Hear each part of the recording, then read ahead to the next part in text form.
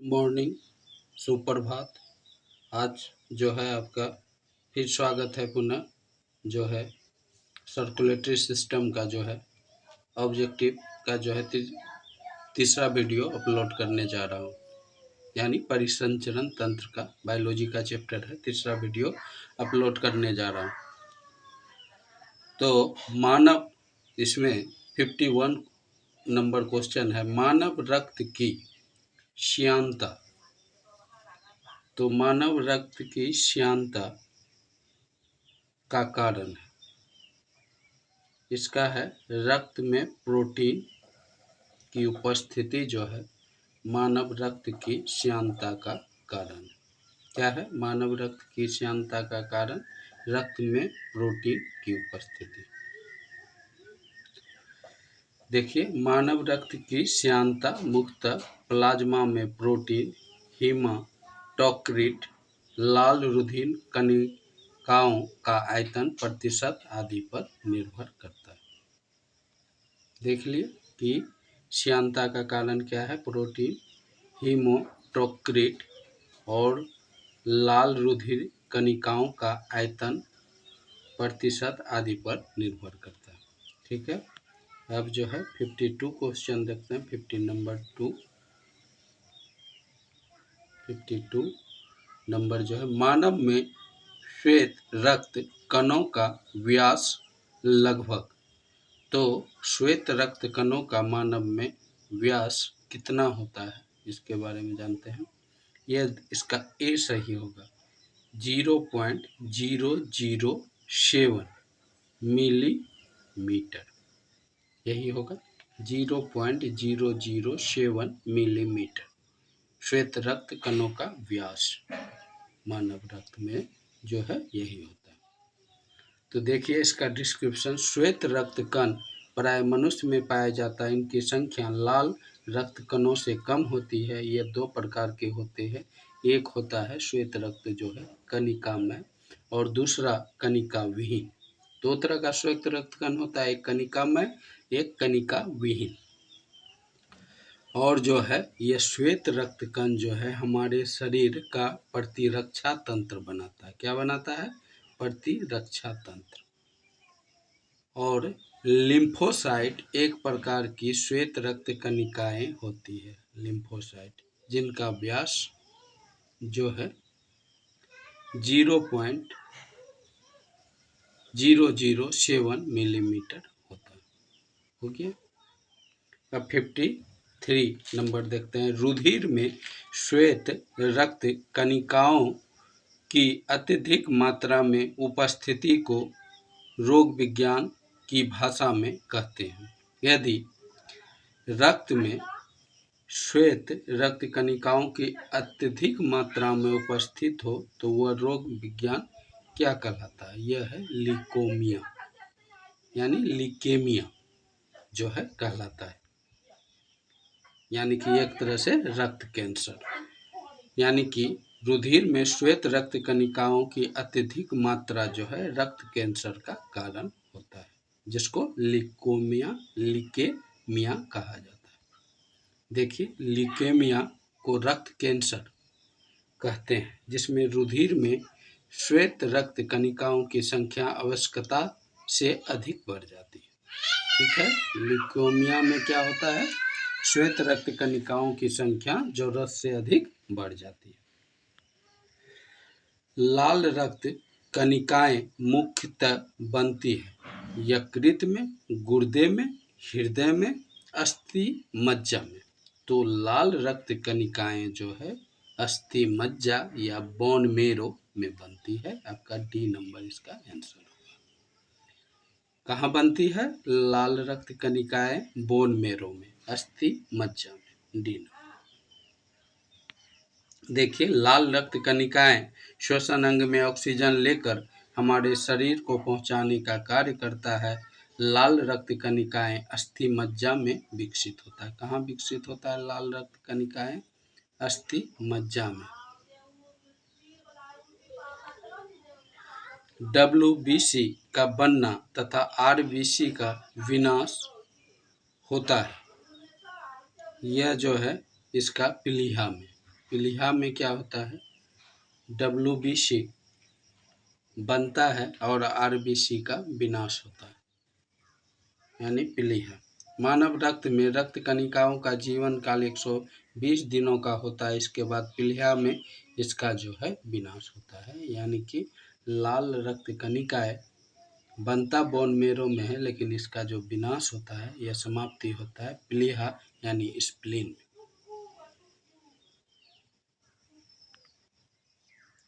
अब देखते हैं आगे।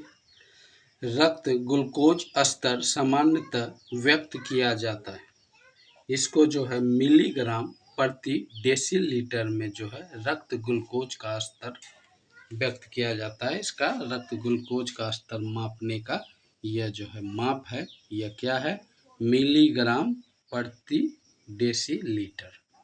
यह बी नंबर क्या हुआ, मिलीग्राम प्रति डेसीलीटर।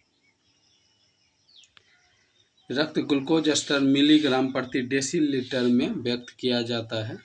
रक्त ग्लूकोज जो है मिलीग्राम प्रति डेसीलीटर में व्यक्त किया जाता है। रक्त में ग्लूकोज की समान मात्रा 100 मिलीग्राम प्रति 100 मिलीलीटर होता है।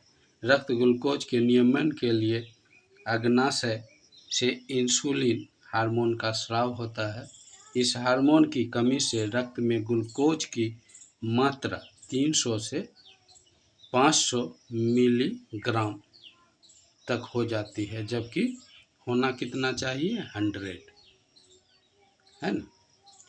तो यह जो है आपका डायबिटीज का लक्षण है। प्रति 100 मिलीलीटर रुधिर तक बढ़ जाते, जिससे मधुमेह रोग हो जाता है।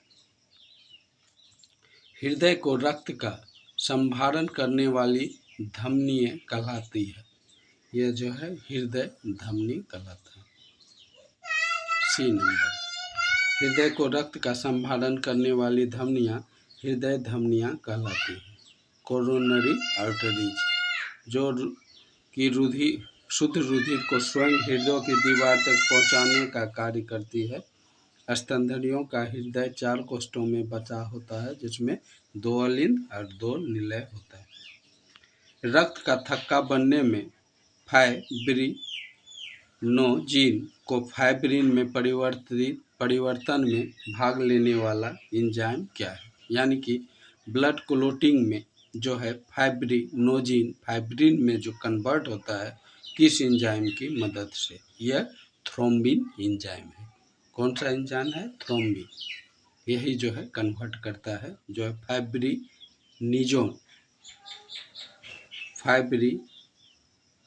फाइब्रिनोजिन को जो है फाइब्रिन में जो है थ्रोम्बिन एंजाइम कन्वर्ट करता है और ब्लड का क्लोटिंग होता है। यहाँ देखिए, रक्त का थक्का बनने की प्रक्रिया एक जटिल रासायनिक प्रक्रिया जिसमें 3 चरणों में बांटा है। इसके अंतिम चरण में थ्रोम्बिन एक एंजाइम की भांति कार्य करके प्लाज्मा की घुलनशील फाइब्रिनोजन प्रोटीन को फाइब्रिन नामक अघुलनशील प्रोटीन अणुओं में संश्लेषण को प्रेरित करता है। यह जो हुआ। अब 59 का देखते हैं। किस शारीरिक प्रक्रम में थ्रोम्बिन का संबंध है, यह होगा रक्त के जमाव में। थ्रोम्बिन का संबंध किस में है, रक्त के जमाव में। इसका डी नंबर। प्लाज्मा में जल का प्रतिशत होता है।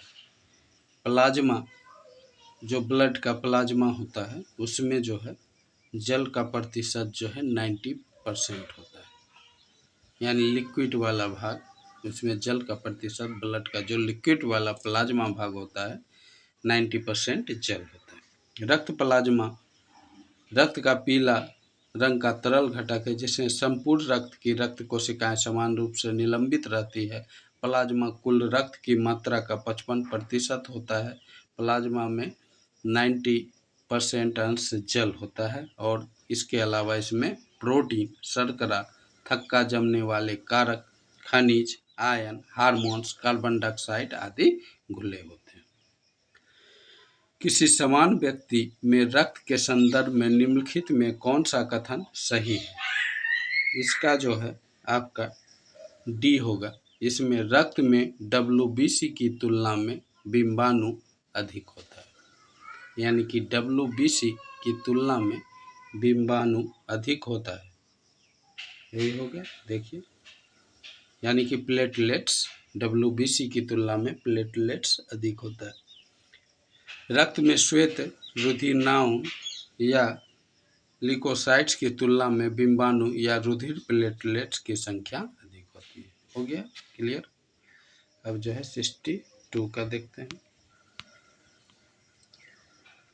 निम्नलिखित पर विचार करें। कटे स्थानों में रक्त प्रवाह रोकने के लिए फिटकरी का प्रयोग किया जाता है। रक्त एक कोलाइडी निकाय है जिसमें ऋण आवेशित कोलाइडी कण होते हैं। फिटकरी की एल्युमिनियम आयनों की स्कंदन शक्ति अधिक होती है, अतः रक्त स्कंदित हो जाता है।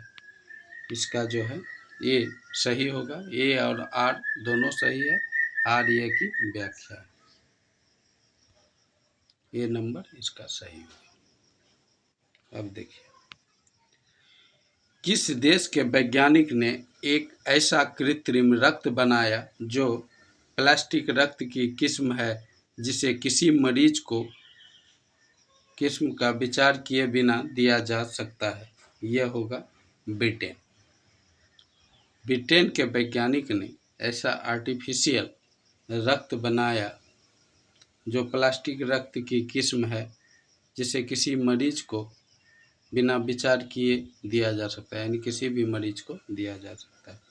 ब्रिटेन के शेफील्ड विश्वविद्यालय के वैज्ञानिकों ने कृत्रिम प्लास्टिक रक्त तैयार किया है जिसे आपात स्थिति में खून के विकल्प के रूप में इस्तेमाल किया जाता है। यह कृत्रिम रक्त हल्का है, इसे ठंडी जगह में भी रखने की जरूरत नहीं है, साथ ही यह लंबे समय तक खराब नहीं होता। इस रक्त को प्लास्टिक कणिकाओं से तैयार किया गया। ये हो गया 63। अब 64 इसका देखते हैं। 63। ओके गाइज, इस वीडियो में इतना ही। यह चैप्टर जो है समाप्त हुआ। एक्सक्रेशन या सर्कुलेटरी सिस्टम या सर्कुलेटरी सिस्टम जो है ये समाप्त हुआ चैप्टर। और जो है नेक्स्ट चैप्टर लेके मैं आऊँगा अगले वीडियो में। ओके गाइज, वीडियो कैसा लगा कमेंट कीजिएगा। वीडियो को लाइक एंड सब्सक्राइब करें ताकि मोर वीडियो मैं आपके लिए अपलोड करता रहूँ। Okay bye.